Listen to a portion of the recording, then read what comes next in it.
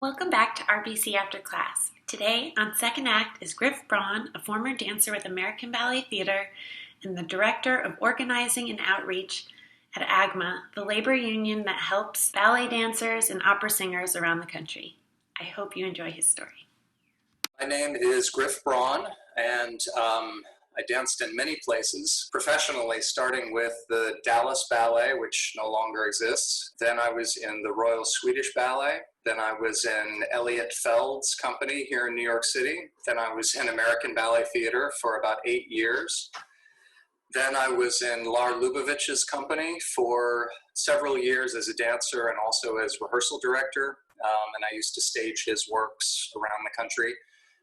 Then I danced at the Metropolitan Opera for 10 years. In between all of that, I freelanced with many companies around the country for Nutcrackers, but also danced with Complexions and Minnesota Dance Theater and many places. So it was a long road. And I now work for the American Guild of Musical Artists, AGMA, which is the labor union that of dancers and opera singers across the country. And I've been there for about 6 years. And I'm currently the Director of Organizing and Outreach at AGMA.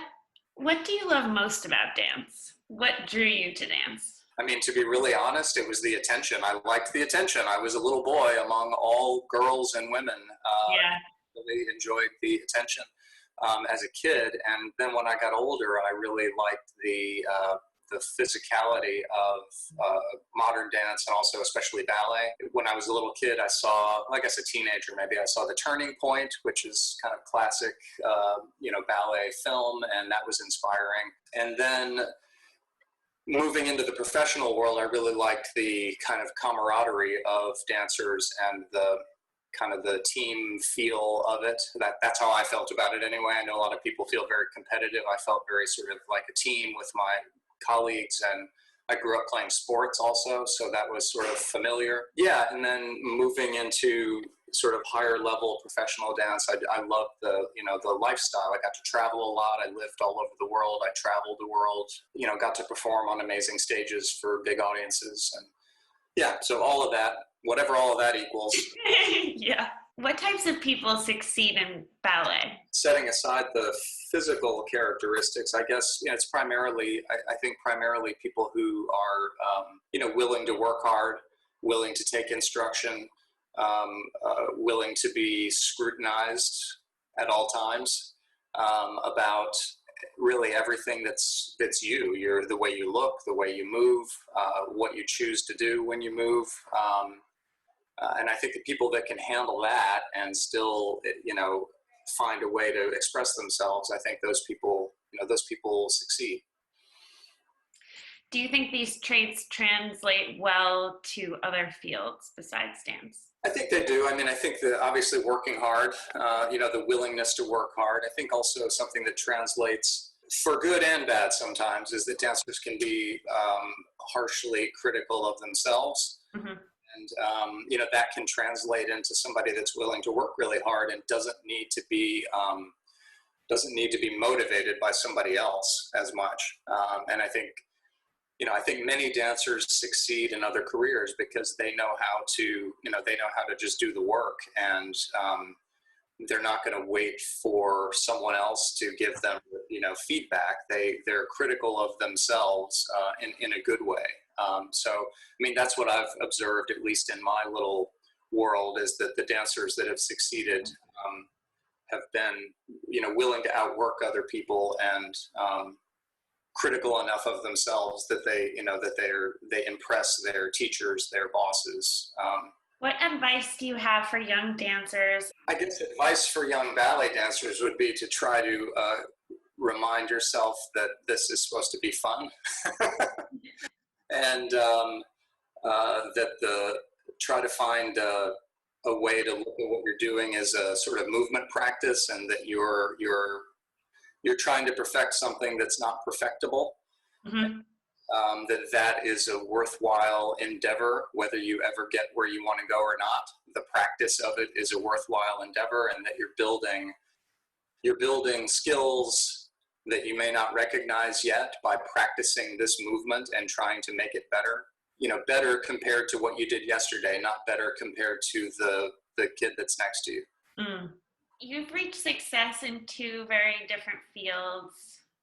How did you do that? And are there any mental tools that you use that have helped you?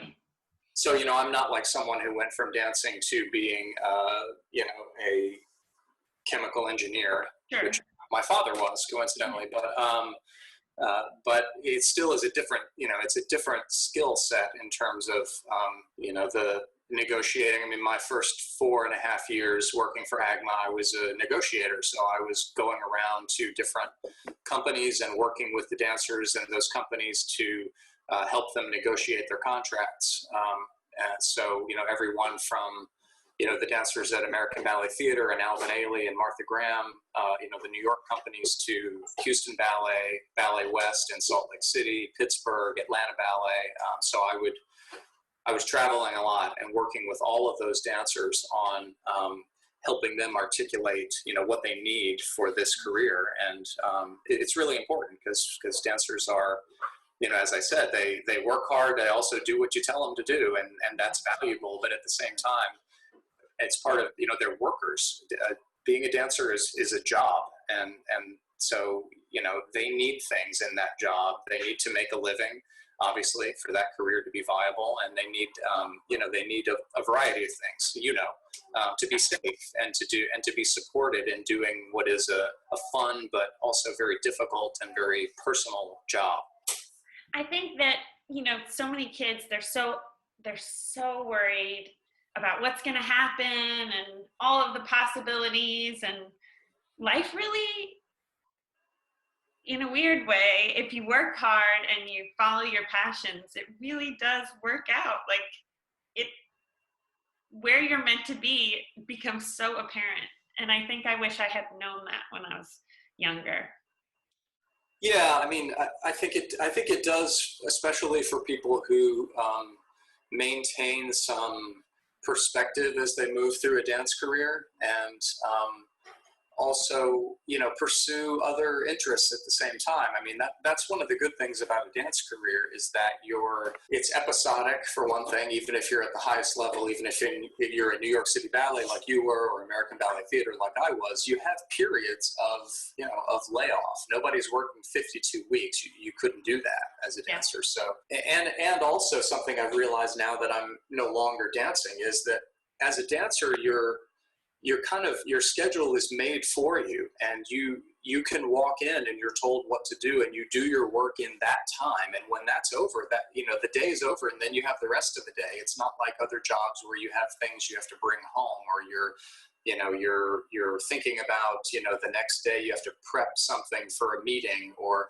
the dance day is laid out for you. The class is there, the rehearsal's there. And so you can, I found that I was able to turn my mind to, to other things, whatever interests you have. And also for dancers, I think it's important to try to find those interests. I mean, many dancers, especially I think ballet dancers, don't necessarily have other interests. They're have a laser focus on ballet. And so, something that I try to tell our dancers is to, advocate for looking around, find other interests. It doesn't detract from what you're doing as a dancer. If anything, it enhances it.